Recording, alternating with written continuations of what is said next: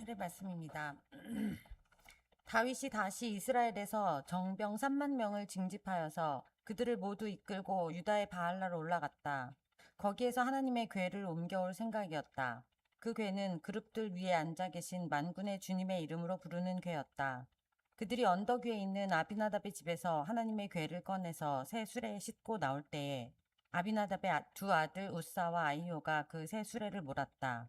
그들이 산에 있는 아비나답의 집에서 하나님의 궤를 싣고 나올 때에 아히오는 궤 앞에서 걸었고 다윗과 이스라엘의 모든 가문은 온 힘을 다하여서 잣나무로 만든 온갖 악기와 수금과 검은 고를 타며 소구와 꽹과리와 심벌들을 치면서 주님 앞에서 기뻐하였다.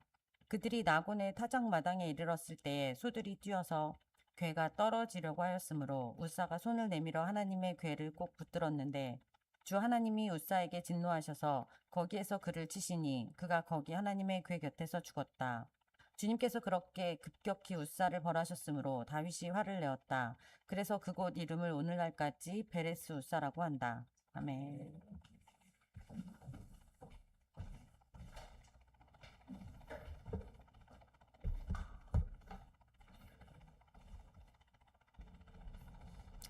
우리 옆에 분과 인사하겠습니다. 잘 오셨습니다.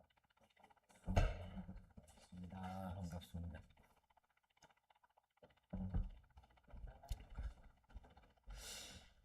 무더위가 이제 한풀 꺾인 것 같습니다.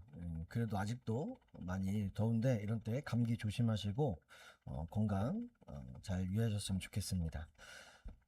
어제는 8월 15일 광복절이었습니다. 우리는 매년 광복절이 되면 우리나라가 어떻게 이런 자유를 얻었는지에 대해 다시 한번 기억하게 됩니다. 근데 우리가 이렇게 역사를 기억하는 이유는 단순히 옛날에 무슨 일이 있었는지를 알기 위해서만은 아닐 것입니다. 과거를 돌아보면서 오늘 우리가 어떻게 살아가야 할지를 다시금 배우기 위해서일 겁니다. 나라를 위해 자신의 편안함과 그리고 안전을 내려놓았던 분들의 이야기를 우리는 그래서 기억합니다. 지금 우리가 누리고 있는 이 자유가 그것들을 보면 결코 당연한 것이 아니라는 사실을 우리는 다시 한번 깨닫고 또한 감사하게 됩니다. 근데 신앙도 마찬가지인 것 같습니다. 우리가 왜 매번 믿음의 선배들의 이야기를 기억하고 우리가 또 이렇게 성경 말씀을 반복해서 읽을까요? 옛날 이야기를 알기 위해서는 아닐 것입니다. 우리가 성경 가운데 나오는 그들의 순종과 또한 그들의 그 실패를 보면서 오늘 우리의 믿음을 돌아보기 위해서일 것입니다. 오늘 우리가 살펴볼 우사의 이야기도 그것과 크게 다르지 않습니다. 단순히 왜 하나님께서 우사를 죽이셨을까라는 그 질문으로 이 사건이 끝나는 것은 아닙니다. 이 사건을 통해 하나님께서 오늘 저와 여러분에게도 묻고 계십니다. 너는 편리함을 따라가고 있느냐 아니면 말씀을 따라가고 있느냐라고 저와 여러분에게도 묻고 있습니다. 오늘 이 말씀을 통해 우리의 신앙 속에 어느새 자리 잡고 있는 그 편리함과 그리고 타협하는 그 모습을 돌아보고 다시 하나님의 말씀을 따라가는 그런 거룩한 불편함을 선택하는 시간이 되시길 간절히 축원합니다. 오늘 본문의 배경을 조금 살펴보도록 하겠습니다. 오늘 본문의 말씀은 다윗이 왕이 된 후 마음속에 늘 가지고 있었던 한 가지 간절한 소원이 있었습니다. 그것은 아비나답의 집에 있었던 그 수년 동안 머물고 있었던 그 하나님의 법궤를 자신이 살고 있는 그 수도 예루살렘으로 가지고 오는 것을 그는 꿈꾸고 있었습니다. 이 일을 위해 오늘 성경 말씀은 이스라엘에서 전국에서 3만의 사람들을 소집했다라고 이야기합니다. 그리고 모든 악기들을 동원해 하나님을 찬양하도록 그렇게 준비했습니다.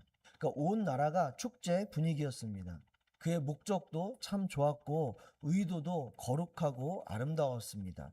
그 현장도 굉장히 열정적으로 가득했던 것 같습니다. 그런데 그렇게 찬란하고 화려했던 축제 현장이 어느 순간 그 우사의 죽음이라는 비극과 통곡의 자리로 한순간 바뀌게 되었습니다. 잘 아시는 것처럼 법궤를 싣고 오던 그 수레가 나곤의 타작마당에 이르렀을 때 갑자기 소들이 뛰기 시작합니다. 수레가 흔들리고 법궤가 땅으로 떨어지려고 하자 그 옆에 서 있던 우사가 본능적으로 손을 뻗어 그 법궤를 떨어지지 않도록 붙들었습니다. 바로 그 순간 하나님의 진노가 임하여 우사가 그 자리에서 죽었다라고 성경은 기록하고 있습니다. 그 장면을 성경은 이렇게 말씀합니다. 그들이 나곤의 타작마당에 이르렀을 때 소들이 뛰어서 궤가 떨어지려고 하였으므로 우사가 손을 내밀어 하나님의 궤를 꼭 붙들었는데 주 하나님이 우사에게 진노하셔서 거기에서 그를 치시니 그가 거기 하나님의 궤 곁에서 죽었다라고 기록하고 있습니다. 우리는 이 대목에서 깊은 의문을 느낍니다. 우사가 무슨 특별히 잘못한 것 같지도 않고 무슨 악한 마음을 품은 것도 아닌데 법궤가 떨어지는 것을 막으려고 손을 댄 것뿐인데 왜 이렇게까지 하나님은 진노하시고 그 우사를 죽게 만드셨을까라는 생각을 아마 누구나 한 번쯤은 하셨을 것입니다. 그런데 이 생각이 당시 그 현장에 있던 다윗과 3만 명의 그 백성들도 똑같은 충격과 그리고 두려움을 느꼈습니다. 그래서 다윗은 그날 하나님을 두려워하여 법궤를 더 이상 가져오지 못하게 하고 오벳 에돔의 집으로 돌려보냈다라고 성경은 기록합니다. 그러니까 너무나 두려웠고 그리고 놀랐습니다. 그런데 우리가 이 사건을 겉으로만 보면 우사가 순간적으로 손을 댄 것 때문에 하나님께서 너무 과하게 그를 벌하신 것 같다라고 생각할 수 있지만 이 사건을 조금 더 우리가 깊이 들여다본다면 이 비극의 원인이 단순히 우사 개인의 그 한순간의 그 행동만은 나타난 일이 아니라는 것을 우리는 알 수 있습니다. 이미 훨씬 오래전부터 이스라엘 전체에 퍼져 있었던 편리함과 그리고 타협이라는 이 일 때문에 그 결과를 이렇게 만들어냈다는 것입니다. 하나님께서는 모세시대 때부터 법궤를 어떻게 만들고 그리고 이 법궤를 어떻게 옮겨야 하는지 아주 구체적으로 말씀해주고 계십니다. 아카시아 나무로 길이가 2자반, 너비가 1자반, 높이가 1자반 나가는 궤를 만들어라. 순금으로 그 안팎을 입히고 그 둘레에는 금테를 둘러라. 금고리에 4개를 만들어서 그 밑에 4고리에 달되 한쪽에 고리 2개, 다른 한쪽에 고리 2개를 달아라. 그리고 아카시아 나무로 채를 만들어서 금을 입혀라. 그 채를 궤 양쪽 고리에 끼워서 궤를 맬 수 있게 하고 그 채들을 궤 고리에 그대로 두고 거기에서 빼내지 말라라고 말씀하고 있습니다. 그리고 또 민수기에서는 이렇게 말씀합니다. 이 진 이동을 앞두고 이렇게 아론과 그의 아들들이 거룩한 물건들과 그 물건에 딸린 모든 기구를 다 쌓아 놓으며 비로소 고앗 자손이 와서 그것을 둘러매고 간다. 이때 이 거룩한 물건들이 그들의 몸에 닿았다가는 죽는다. 이처럼 회막에 거룩한 물건을 옮기는 일은 바로 고앗 자손이 맡는다. 그리고 민수기 7장 9절에는 또 그러나 고앗 자손에게는 수레나 소를 주지 않았다. 그들이 맡은 거룩한 일은 물건들을 어깨에 메어서 나르는 일이었기 때문이다라고 분명히 성경은 기록하고 있습니다. 한 가지 궁금한 것이 있습니다. 왜 하나님께서는 이렇게까지 이 법궤와 이것을 이동하는 것에 대해 이렇게 구체적이고 까다로운 방식을 그들에게 요구를 하셨을까요? 소나 수레에 싣고 가면 훨씬 빠르고 힘이 덜 듭니다. 그런데 하나님께서는 왜 굳이 사람들이 땀을 흘리면서 그 무거운 것을 어깨에 짊어지고 이동하라고 말씀을 굳이 하셨을까요? 바로 하나님과의 관계는 우리의 편리함을 중심으로 만들어지신 것이 아니라는 것입니다. 하나님의 말씀을 따라 순종하고 그물을 경외하는 데에서 하나님과의 관계는 깊어진다라고 우리에게 말씀하는 것 같습니다. 법궤를 어깨에 맨다는 것은 무엇입니까? 바로 하나님의 임재를 우리 삶 가운데, 우리 가운데 가장 높은 자리에 모시고 그 거룩한 그 무게를 온몸으로 느끼며 한 걸음 한 걸음 조심스럽게 걸어가겠다는 순종의 모습을 나타내는 것입니다. 그 법궤를 어깨에 메고 그렇게 4명이 걸으면 빨리 걸어갈 수도 없습니다. 그리고 한 걸음 한 걸음 걸을 때마다 서로 서로를 바라보며 호흡을 맞춰야 하며 그리고 조심해서 걸어야 할 것입니다. 그 과정, 모든 과정 가운데 하나님의 거룩하심을, 그 무거움을, 그 두려움을 온몸으로 느끼라고 우리에게 말씀하고 있습니다. 그래서 시편 89편 7절에서도 우리에게 이렇게 말씀합니다. 우리 한번 같이 읽어보겠습니다. 하나님은 주님을 모시는 자들이 모두 심히 두려워하는 분이십니다. 아멘. 그런데 다윗과 이스라엘 백성들은 하나님의 이 정말로 구체적이고 정교한 말씀을 어떻게 행했습니까? 하나님께서 명하신 대로 어깨에 매는 대신 그들은 소가 끌고 가는 새 수레를 준비했다라고 성경은 말씀합니다. 겉으로 보면 그 명분이 그렇게 나쁘진 않습니다. 하나님께 드리는 것이니까 정말 중고 수레가 아닌 멋있고 튼튼하고 웅장한 깨끗한 새 수레를 만들어 하나님의 그 법궤를 옮기자라고 했습니다. 참 그럴듯한 이야기입니다. 그런데 그 안을 자세히 들여다보면 어깨에 매야 하는 그 불편함과 수고를 피하고 더 쉽고 더 빠르고 더 효율적으로 그 법궤를 옮기고 싶은 인간의 편리함이 그 안에 들어 있었습니다. 그런데 더 큰 문제는 이 수레가 어디에서 나온 방식인가 하는 것입니다. 사무엘상 6장을 보면 과거 이스라엘 민족이 블레셋과의 전쟁 가운데 이 법궤를 블레셋에게 빼앗긴 적이 있습니다. 그런데 블레셋 사람들은 이 법궤 때문에 재앙이 두려웠습니다. 그래서 이 법궤를 빨리 치우고 싶었는데 사람이 만질 수가 없으니까 암소가 끄는 수레에 법궤를 실어 그것을 다른 곳으로 보냈다라고 성경은 기록합니다. 그러니까 다윗과 이스라엘 백성들은 하나님의 그 거룩한 법궤를 옮기면서 하나님께서 그렇게 구체적으로 자세하게 우리에게 말씀해 주신 그 방식을 따른 것이 아니라 하나님을 모르는 이방 사람들이 그 법궤의 두려움 가운데 사용했던, 그리고 편리함 가운데 사용했던 그 방법을 그대로 가져와 그것을 이용했다는 것입니다. 편리한 방법을 찾다 보니 어느 순간 자연스럽게 그것이 어디에서 왔는지, 어디에서 기원했는지 그것을 생각하기보다는 그 방식을 찾아가고, 그리고 그렇게 조금씩 하나님의 본뜻과 취지에서 멀어지게 되었다라는 것을 우리는 발견할 수 있습니다. 로마서 12장 2절 말씀은 우리에게 이렇게 권면합니다. 우리 한번 같이 읽어보겠습니다. 여러분은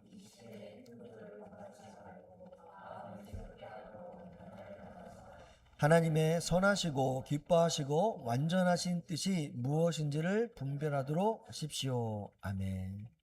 분명 수레를 사용하니까 몸은 편해졌을 것입니다. 레위 사람들도 어깨가 아픈 일이 없었을 것입니다. 그리고 많은 그 군중들도 빠르게 예루살렘으로 갈 수 있어 그들도 아마 좋았을 것입니다. 그런데 바로 그 편리함이 찾아오면서 그들의 마음속에는 하나님의 거룩하심을 향한 그 경외함이 조금씩 사라지기 시작했던 것 같습니다. 어깨에 법궤를 메고 갈 때에는 법궤가 그 무게를 내가 직접 몸으로 느끼기 때문에 내 삶을 지배하는 그 거룩한 하나님을 우리가 느끼며 임재하며 그렇게 나아갔습니다. 그런데 그 수레에 법궤를 올려놓는 순간 법궤는 이제 목적지까지 안전하게 그 수도로 옮겨야 하는 하나의 화물 아니면 하나의 물건처럼 되어 버렸던 것입니다. 편리함이 우리의 신앙을 대신하기 시작하면 우리의 경외함은 이렇게 서서히 무뎌질 수 있습니다. 그렇다면 수레 위에서 법궤가 흔들렸을 때 우사가 손을 댄 이유는 무엇일까요? 성경을 읽어봐도 우사가 악인이었다라는 이야기는 없습니다. 아마 법궤가 떨어질까봐 걱정했던 그런 사람입니다. 저와 우리와 똑같은 마음의 그 사람이었을 것입니다. 아마 저도 그 상황이었으면 누구보다 빠르게 법궤를 잡았을 것입니다. 그럼 누구보다 빠르게 하나님 곁으로 갔을 수도 있겠죠. 감사합니다. 웃어주셔서. 아마 우리 모두 똑같은 마음이었을 것입니다. 그러나 문제는 그가 속한 공동체 그 전체가 하나님의 말씀대로 법궤를 어깨에 매는 대신 수레라는 편리한 방법을 이미 선택을 했다는 것입니다. 그리고 그 편리함에 익숙해지면서 하나님을 향한 그 거룩하심을 향한 그 경외심도 점점 무뎌졌습니다. 어깨에 메고 갈 땐 그 법궤 그리고 그 하나님의 임재 그 말씀들이 분명히 기억이 났을 것입니다. 야, 내가 이 수고와 불편을 참으면서까지 이렇게 하는 이유는 하나님께서 나에게 말씀하셨기 때문이야 라는 생각으로 그 말씀을 기억하며 걸어갔습니다. 하지만 수레에 싣는 순간 그 말씀을 기억할 필요가 없었을 것입니다. 아니, 그 말씀이 기억나지 않았을 것입니다. 그러니 그 순간 나도 모르게 하나님께서 거하시는 만져서는 안 된 법궤가 아니라 떨어지면 안 되는 중요한 물건이 되어 버렸다는 것입니다. 결국 우사는 법궤를 하나님의 거룩한 임재라기보다는 떨어지면 안 되는 소중한 우리들의 물건처럼 여기게 되고 내가 내 손으로 이것을 지켜야 되겠다는 그 생각이 먼저 앞서 손을 뻗었을 것입니다. 바로 이것이 편리함에 익숙해질 때 나타나는 우리 안에 무서운 결과라는 것입니다. 거룩하신 하나님을 향한 경외심이 사라지고 내가 하나님을 지켜야 한다는, 내가 이 예배를 잘 드릴 수 있도록 해야 한다는 그런 생각이 든다는 것입니다. 사랑하는 성도 여러분, 이제 이 사건을 오늘 하루를 살아가는 우리의 삶과 우리의 신앙에 한번 연결해 보면 좋을 것 같습니다. 지금 우리가 살아가는 이 21세기는 정말 편리함의 극치를 달리고 있는 시대입니다. 버튼 하나만 누르면 음식이 집 앞으로, 그리고 저녁에 시키면 새벽에 필요한 것들이 집 앞으로 배달되어지는 시대입니다. 손가락으로 핸드폰 몇 번만 만져주면 세계의 어떤 정보나 우리가 알고 싶은 것들을 알 수 있습니다. 그리고 이제 인공지능과 자동화 시스템으로 우리는 힘들고 땀을 흘릴 필요를 우리 수고하지 않아도 모든 것들을 대신해주는 그런 편리함 가운데 살아가고 있습니다. 물론 이런 기술과 편리함 자체가 죄는 아닙니다. 문제는 그 편리함이 우리의 영적인 삶까지 지배하기 시작할 때입니다. 여기서 한 가지 우리는 분명히 해야 할 것이 있습니다. 거룩한 불편함이라는 것은 일부러 우리가 불편하게 그렇게 살아가자라는 그런 이야기는 아닙니다. 편리한 길이 있음에도 불구하고 하나님의 말씀을 지키기 위해 필요한 그런 불편함이라면 그것을 기꺼이 우리는 감수할 수 있어야 한다는 것입니다. 세상이 편해질수록 우리는 이상하게도 영적으로 더 약해지고 더 빈곤해지고 더 하나님과 멀어지는 우리의 모습을 발견하게 됩니다. 오늘날 우리의 신앙을 한번 돌아보았으면 좋겠습니다. 예전 우리 선배, 아니 뭐 제가 어렸을 때만 해도 3, 40분 걸어서 교회 가는 것이 그렇게 수고스럽고 어려운 일이라고 생각하지 않았습니다. 근데 지금은 운행하던 차가 조금만 늦게 와도, 아니면 조금 일찍 와서 지나가도 아유, 오늘 차를 못 타서 교회 못 가라는 생각을 누구나 하게 됩니다. 말씀으로 살기 위해 손해와 불이익을 기꺼이 감수했던 그런 모습들은 이제 사라집니다. 왜? 다들 그렇게 살아가고 있는데 라는 생각이 더 앞서가기 때문입니다. 우리의 모습은 어떻습니까? 손안의 스마트폰으로 언제 어디서나 우리는 쉽게 예배 영상을 볼 수 있습니다.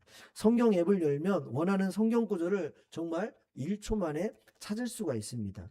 우리의 신앙생활은 너무나 편해졌습니다.